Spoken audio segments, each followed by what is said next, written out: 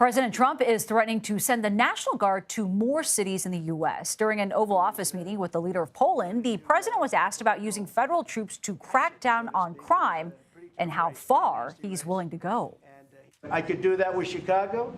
We could do that with New York. We could do it with Los Angeles. So we're making a determination now. Do we go to Chicago or do we go to a place like New Orleans? We're going to be going to maybe Louisiana. And you have New Orleans, which has a crime problem. We'll straighten that out in about 2 weeks. It'll take us 2 weeks.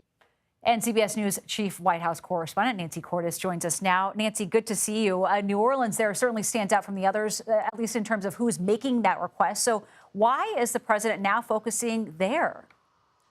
Because the governor of Louisiana, Nancy, is a Republican, Jeff Landry, who is welcoming the president and the National Guard into his state with open arms. And you can't say that for the other states that are on the president's list, most notably Illinois and Maryland, where the governors have asked the president, pleaded with the president not to send the National Guard into Chicago and Baltimore. So even though just yesterday the president was saying that he was definitely going to be sending the National Guard into Chicago and that it was just a question of when, today he was singing a much different tune, saying that he's weighing whether to send the Guard into a state like Illinois, where he's not wanted by the governor, or a state like Louisiana, where he is. And the reason that he's leaning that way is because from a public relations perspective, from a legal perspective, his life is a lot easier if he sends the Guard somewhere that it is wanted. We've seen in California,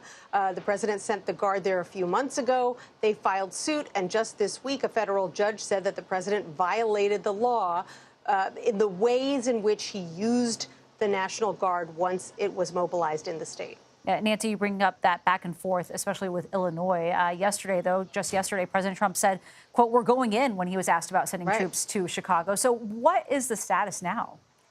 So now it's really unclear. He says that they are actively weighing their options right now. He argues that crime is bad in parts of New Orleans, just like he feels it is bad in Chicago.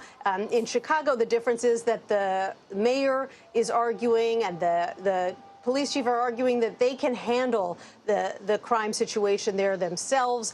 They argue that crime is on the decline. It's on the decline in New Orleans as well, but the president still believes that it could be lower and that he could mobilize the Guard to help make it lower. The challenge is that the National Guard, while it has a presence in a city like D.C. where we are, you see them out on the streets, they can't really by law perform most law enforcement functions. So they're mostly there to serve as a deterrent to crime. That's happened here in D.C. We'll see if it lasts once the Guard is gone. We'll see if the president can make the same thing happen in New Orleans. Nancy Cordes, always good to see you. Thank you very much for joining us.